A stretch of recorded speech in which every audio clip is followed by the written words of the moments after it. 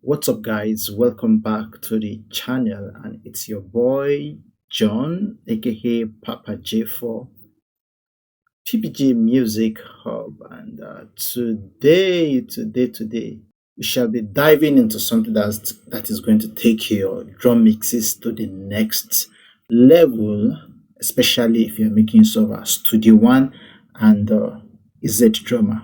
If you've been making use of Studio One, making use of EZdrummer rather inside Studio One, you probably love the sound, like it sounds awesome. But peradventure, maybe you've been stuck to mixing of just stereo file from stereo data information from EZdrummer instead of you working on individual tracks that will give you more and concise control over your drum mix. That means you don't have real control over your kick, like your snare, like your hi-hat, your toms, your cymbals. But that's well. Today I'm going to be showing you how to multi-out EZdrummer into Studio One mixer so that you can mix each drum just like a real studio session. All right, let's go. We are going to do this in, let's say, 4 steps. So the first step is for you to open up your EZdrummer on Studio One, and I have mine opened already. So this is EZdrummer. So yes, you're going to head over to the mixer tab, which is this. Steps 2, head up to the mixer tab and assign output in EZdrummer. As you can see over here, you have output 1 2, output 1 2, output 1 2, just like that over underneath all the various elements. Now we are going to assign a specific output to each element. Let's say output 1 2, output 1 2 is for the kick, and output 1 and 2 means a stereo information that it will take up 2 channels. So let's leave output 1 and 2. So let's leave it for the drum, for the bass drum, that's the kick. Now output, we are going to click on this output. We are going to assign our snare top and snare bottom to output 3 and 4. Well, if you like to process your snare bottom and snare top differently, you can assign output 3 and 4 to your snare top, then come again to snare bottom, assign 5 and 6, go to your hi-hat, assign 7 and 8, your first rack tom 9 and 10, 11 and 12, your third rack tom, okay, we have 13 and 14, and then the float tom 15 and 16, your ride 17 and 18, and let's say the OH, that's the overhead, 19 and 20. All right, so as it is now, we have assigned the output from EZdrummer to communicate to sending data to Studio One. Now let's move on to Studio One and see if we are going to get that information. Now coming to the Studio One mixer channel, you see that the information is not represented over here. The information is not represented over here. So you are going to switch back to Studio One and you go to your EZdrummer track, which is this. This is the EZdrummer track. Okay, you are going to click on this tiny this drop down button and come over here, and then you expand it. So when you expand it, you will click to assign to receive the information sent from EZdrummer to the mixer channel. So see, as you receive the information, as you check it, uh, they will show, they will be visible on your mixer channel. So that's the third step. The fourth step is to check if this thing works. Okay, so to check if it's work, I'm going to hit play. I have a MIDI track, a MIDI file on MIDI information on this on the EZdrummer track already, and I'm just going to play it, and you'll see if you have different informations sent to the individual mixer channels on Studio One mixer. All right. Okay. So we remember we assigned kick to the first channel. So let's see. Let's solo it.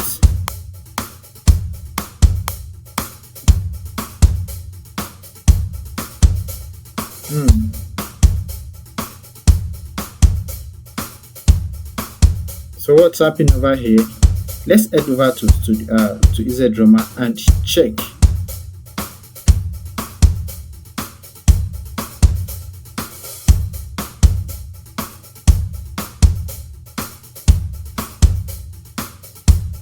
Okay.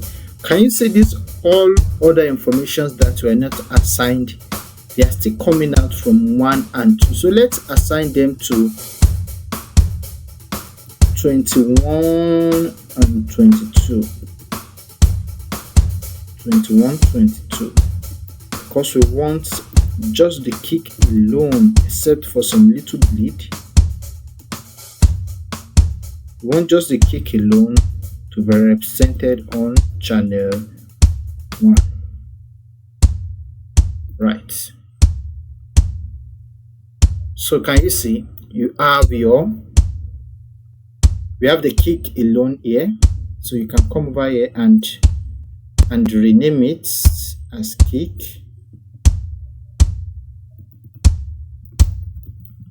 Right. Right here we have the kick, we have the snare, right? And the snare plus the side plus the ring. Yeah.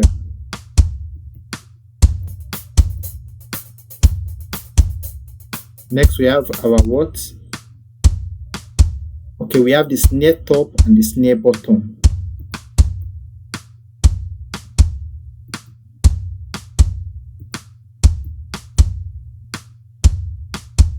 Snare top over here, snare bottom over here.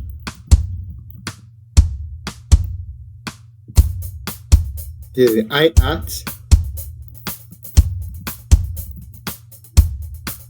and others.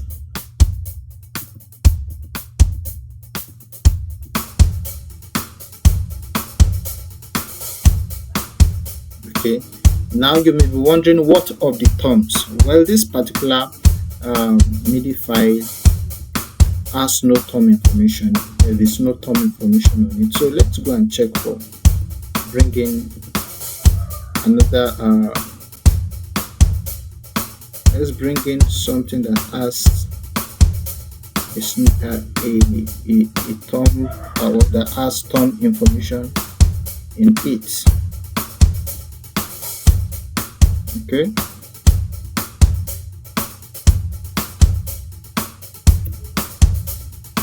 Right.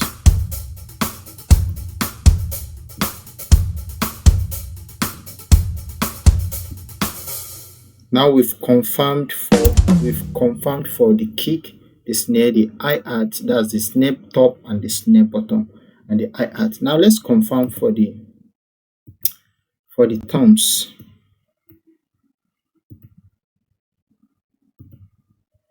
Can you see that?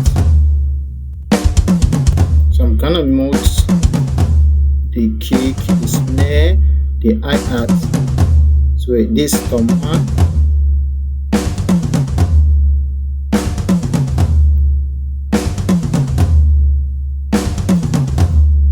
We just make it T1, T2, T3,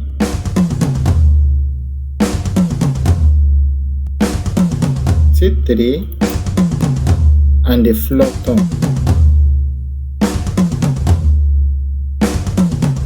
I'm not sure what we assigned to 17 and 18. Then I think we have well, for you to be able to name this correctly, you have to go back to EZdrummer and see the exact element that is assigned to each number. Alright. The floor tom is supposed to be 17 and 18. You see that?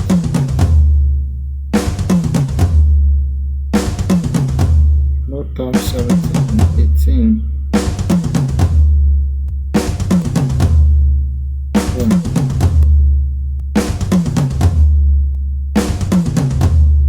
Probably because the floor tom is not okay. Let's see, let's check. This is the floor tom, right? Okay. So floor tom is on 17 and 18, while we have how many rack tom? 1, 2, 3, 4. Okay, we have two floor toms, floor tom 1 and floor tom 2. Let's say this floor tom 2. And this is as simple as this. And you know the beautiful thing about this is that if you consolidate this MIDI file, because if you want to mix, this is basically for mixing, you would want to consolidate your MIDI file to a wave file, because it's more easier to work with an audio file when mixing than to work with MIDI. If you come over here and you see transform to audio track, you have to check on render all channels. So if I render all channels, all the channels that all the individual elements that were assigned to a particular channel will be rendered to a different track, to an individual track. So let's check it and see. This will give you more control over your individual drum elements, rather than mixing just a wave file. It can be a pain in the butt sometimes when you're trying to mix just a drum stereo file. So just a tad, we are almost there. We have how many channels? 1, 2, 3, 4, 5, 6, 7, 8, 9, 10, 11. Okay. So you will have to exercise some patience in order to allow your DAW to consolidate this MIDI file into wave files. Here we go. And you see that all the various elements are now in their respective tracks, and you have full control over everything. That's the kick, the snare top, the snare bottom, the hi-hat, and the toms.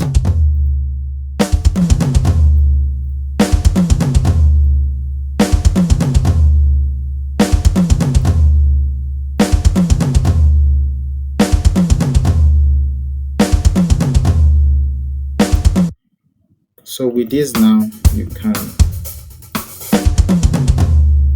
as easy as that. So let's do one last check to see if this works or not.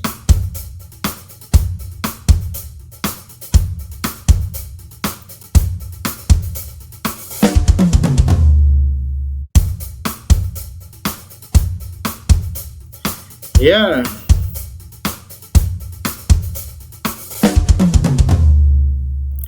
So from here, there's no more fighting with one stereo file. No, no, no, no, no, no. And from this point, I tell you, the sky is not even the limit to take your drums from the default sound to wherever you want to take it to. Alright, so if you have found this tutorial helpful, smash the like button, subscribe to the channel, and drop a comment and tell me wherever production aspect you want me to make a video on. Right, if you have any challenge, just put it in the comment box and I will come around to help you with it. And if you want to go deeper into production tips and tricks, check out my other videos that are pinned to the playlist. And yes, once again, this is John, aka Papa J, for PPJ Music Hub, and I will see you in the next one. Peace out.